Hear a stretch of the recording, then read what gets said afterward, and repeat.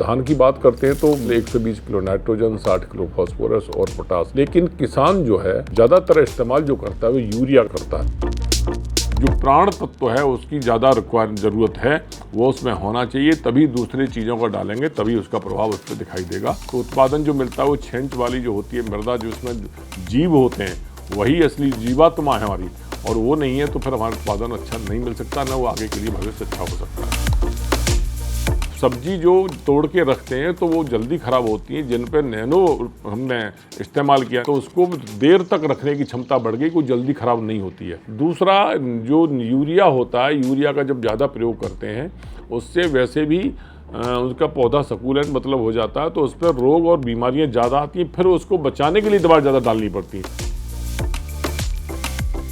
खरीफ का सीजन शुरू हो गया है और एक बड़ा महत्वपूर्ण आदान है उर्वरक, और इसके लिए देख रहे हैं अभी से बड़ी लोगों में बेचैनी भी है प्राप्त करने की, और बहुत सारी इसमें कुछ खेती के साथ भी कुछ ऐसी ज़रूरतें हैं जिनको हम पूरा कर सकते हैं, लेकिन कुछ भ्रमवश गलत भी कार्य हमारे द्वारा हो रहे हैं।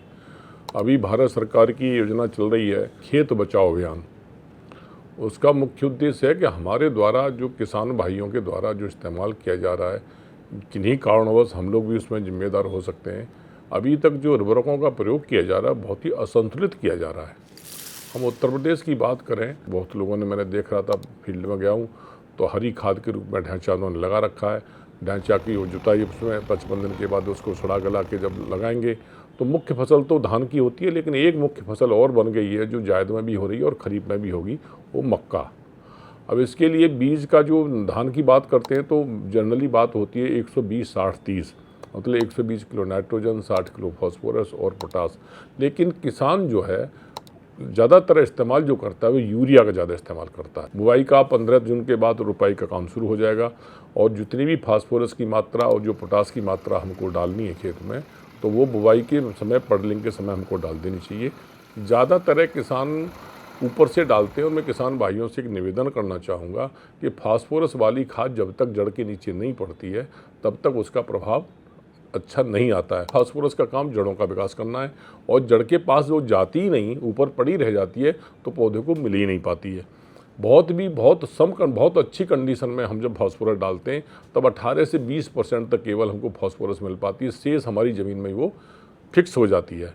तो इस तरह से हम लोगों को बड़े ध्यान से उसको इस्तेमाल करना है, और बहुत ही कॉस्टली भी है, बहुत महंगा मतलब आदान है एक तरह से, क्योंकि इसकी कीमत जितनी है वो 1350 DAP की बात करते, इतने से ज़्यादा उसकी कीमत हमको भारत सरकार से सब्सिडी लेनी पड़ती है। तो इसका इस्तेमाल बहुत सोच समझ के करें। एक तो ये कहना चाहूँ, दूसरा मैं कहना चाहूँगा कि बहुत सारे नए उत्पाद भी आ गए हैं, जैसे बायो फर्टिलाइजर्स हैं। अभी हमने बताया जैसे आप NPK कंसोर्टिया आता है, उसमें 3 होते हैं, उसमें एजोटोबैक्टर भी होता है, फास्फोबैक्टीरिया होता है, और पोटास को सोल्यूबल बैक्टीरिया भी होता है। जो फास्फोरस वाला बैक्टीरिया, जो ज़मीन में फास्फोरस हम बता रहे थे भी आपको जमी रह जाती है, उसको घोल के उनको उपलब्ध करा देता है। और नई पीढ़ी में और चलते हैं तो आजकल बड़ा प्रचलन बड़ी तेज़ी से बढ़ रहा है, वो एक नई चीज़ है, वो नैनो केवल फर्टिलाइज़र में तो बाद में आई है, बहुत सारी दवाओं में, बहुत सारे कॉस्मेटिक्स में जो नैनो एक बड़ी टेक्नोलॉजी है। नैनो टेक्नोलॉजी कंप्यूटर में सब में है, लेकिन थोड़ा एग्रीकल्चर में बड़ी विलम्ब से आई है, और इसमें भी बहुत सारे उत्पाद हमारे क्षेत्र में, बहुत सारी कंपनियों को, इफ्को के स्पेशल रूप से कई सारे उत्पाद आ गए जो बहुत ही प्रभावकारी सिद्ध हो रहे हैं, बशर्ते उनका समय से, उसका ढंग से उनका यूज किया जाए, इस्तेमाल किया जाए। सबसे पहले हम बात करते हैं नैनो DAP की, क्योंकि बुवाई का समय चल रहा है। नैनो DAP का मुख्य काम वही DAP वाला काम उसका भी है, सेम स्थिति है, वही जो सेम उसका जो काम होता है फास्फोरस का, कि जड़ों का विकास करना। और इसको हमको देना कैसे है, बीज की जब हम मान लो जब वो डालते हैं, नर्सरी डालते हैं, तो उस समय हम लोग बीज इस्तेमाल करते हैं, 20 किलो बीज 1 हेक्टेयर में इस्तेमाल करते हैं, या डायरेक्ट सीडिंग करते हैं तो 80 से 100 किलो इस्तेमाल करते हैं। तो उस समय तो हम लोग कर सकते हैं 5 ml प्रति kg बीज। मान लो 50 किलो बीज आप डाल ले तो 250 ml चाहिए। 250 ml में आपका वो जो बीज है पूरा उपचारित नहीं हो पाएगा, भीग नहीं पाएगा मतलब, तो उसमें उतनी मात्रा हम पानी की मिला लें, उसका थोड़ा वॉल्यूम बढ़ा लें, और इसके ऊपर पानी में डाल के उसको हाथ से मिला लें, बुवाई हम लोग कर सकते हैं। जड़ों का उपचार करने का भी ये तरीका है कि 5 ml प्रति लीटर पानी के हिसाब से उनकी जड़ों को साफ करें और उसमें फिर जड़ को 10-15 मिनट रखते हैं, फिर आधे घंटे बाद बो दें। तो किसानों ने कई उसमें टब ले लेते हैं, कुछ लोग मैंने देखा है वो जो ट्राली होती है उसी में पॉलीथीन लगाते हैं, उसमें पानी भर देते हैं, फिर उसमें जड़ें डाल देते हैं। कुछ किसान ऐसे भी करते हैं कि खेत में अपना उन्होंने 4-5 जगह छोटे छोटे गड्ढे लगाए और वहाँ उन्होंने पॉलीथीन डाल दी और पानी उसमें भरा, उसी में अंदाज से अपना 5 ml के हिसाब से या 6 ml जो भी पड़ता है, कोई नुकसान नहीं है। इसको दस्तक भी लोगे तब भी कोई नुकसान नहीं है। ऐसा नहीं है कि कोई मात्रा बढ़ गई तो कोई बहुत आपको हार्मफुल होगा।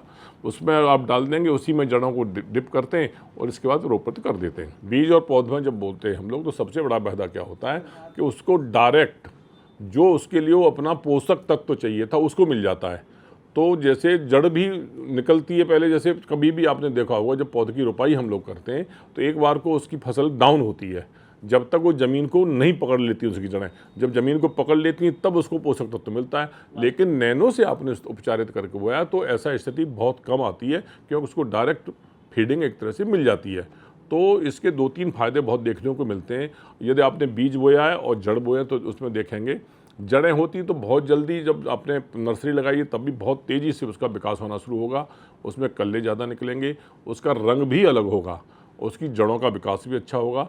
तब जड़ों का विकास अच्छा होगा, कल्ले अच्छे होंगे तो और उसका रंग भी अच्छा होगा, तो नेचुरली उसकी पैदावार भी बढ़ेगी। दूसरा एक सबसे बड़ा किसान को जो फ़ायदा मिलता है कि मार्केट के हिसाब से जो DAP का रेट है या अवेलेबिलिटी है वो थोड़ी कठिन भी है और रेट भी ज़्यादा है, और इसकी जो कीमत है केवल 600 रुपये की है। तो 1 एकड़ के लिए कहाँ आप एक बोतल डालते हैं तो आपका 600 रुपये लगते हैं और कहाँ आपके जो है 1350 लगते हैं। दूसरा ही फिर स्टेज आती है इनके बाद में, जब हमने पौध लगा दिया तो आती है मुख्य बात आती है कब इसमें हम ऊपर से भी फिर नाइट्रोजन की ज़रूरत पड़ती है। तो नाइट्रोजन की ज़रूरत तब पड़ती है जब वो थोड़ा सा स्टेबल हो जाता है, तो 15-20 दिन के बाद हम लोग नाइट्रोजन देते हैं।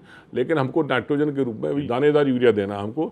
यूरिया हमको इसलिए देना है कि जब तक वो नैनो यूरिया के इस्तेमाल हम बाद में करेंगे, क्योंकि उस नैनो यूरिया या नैनो DAP ऊपर से जब भी दिया जाएगा तो उसके लिए पर्याप्त पत्तियों की संख्या होना चाहिए, मतलब अच्छा खासा उनका वेजिटेशन जो है वानस्पतिक ग्रोथ ठीक हो चुकी हो, जिसमें वो पत्तियों में पड़ सके और उसके जो रंध्र हैं उनके माध्यम से उसको पहुंच सके।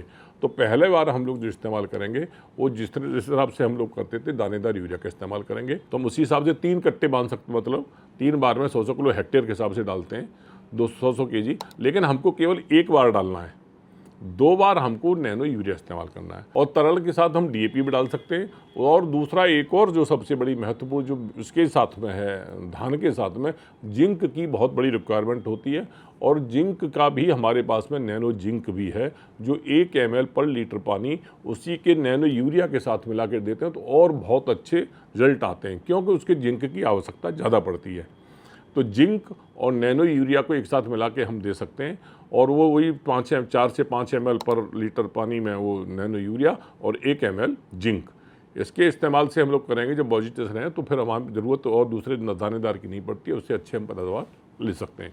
दूसरा और भी है जो हम इस तरह से बायोस्टिमुलेंट जिनको कहते हैं, जो ताकत के काम करते हैं, उनमें एक सागर का हमारा बहुत ही किसानों का पसंदीदा उत्पाद है, उसको भी हम लोग इस्तेमाल कर सकते हैं। तो उसमें हमारे पास में दानेदार और मतलब लिक्विड में, तरल में, दोनों तरह से उपलब्ध है। यदि यूरिया के साथ आप लगाना चाहते हैं ऊपर से, तो आप जो है तरल भी लगा सकते हैं, उसके साथ मिला के डाल सकते हैं, और वैसे ऊपर से बुरकाव करते हैं तो 10 किलो पर एकड़ के हिसाब से ऊपर से भी इसको डाल सकते हैं ग्रेनुल को, तो उससे भी बहुत अच्छे लाभ मिले हैं। कई सारे किसान जो है उसको, जो आपका दानेदार होता है उसको बडलिंग करते हैं या बुवाई के समय भी इस्तेमाल करते हैं, तो उसके भी बहुत अच्छे रिजल्ट आ रहे हैं। किसान मिट्टी की जाँच तो कराते हैं, लेकिन वो बहुत भरोसा भी नहीं करते हैं या उनको जान नहीं पाते हैं। लेकिन इतना किसान भाई जान गए हैं कि हमारे मृदा का जो स्तर है ऑर्गेनिक कार्बन का, या जो हमारे फॉस्फोरस और पोटास का तो फिर कम हुआ है, लेकिन ऑर्गेनिक कार्बन जो बेसिक नाइट्रोजन, उसका स्तर बहुत तेज़ी से गिर रहा है।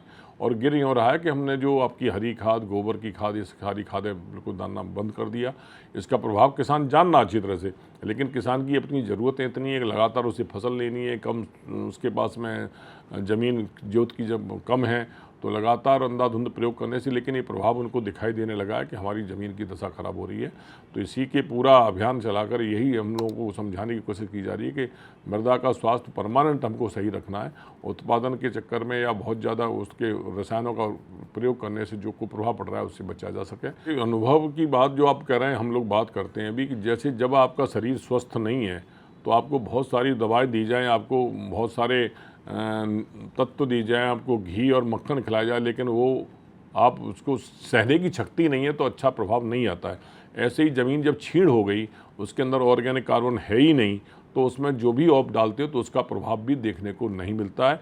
जो प्राण तत्व है उसकी ज़्यादा ज़रूरत है, वो उसमें होना चाहिए, तभी दूसरी चीज़ों को डालेंगे तभी उसका प्रभाव उस पर दिखाई देगा, अन्यथा तो वो उसका और कुप्रभाव आता है। तो ज़मीन की भौतिक दशा को बनाए रखने के लिए हरी खाद, गोबर की खाद, इनका इस्तेमाल ज़रूर करें। साल में नहीं कर सकते तो अल्टरनेट साल में एक दूसरे साल में करें, इससे जिसकी उसकी भौतिक दशा अच्छी बनी रहे, उसमें जीवाणु की संख्या अच्छी बन रहे, तभी उसमें जीवाणु नहीं होंगे तो जो ऊपर वाली जो 6 इंच वाली मिट्टी होती है और नीचे की मिट्टी और मृदा में फिर कोई अंतर नहीं रह जाएगा। तो उत्पादन जो मिलता है वो 6 इंच वाली जो होती है मृदा, जो उसमें जीव होते हैं, वही असली जीवात्मा है हमारी, और वो नहीं है तो फिर हमारा उत्पादन अच्छा नहीं मिल सकता, ना वो आगे के लिए भविष्य अच्छा हो सकता है।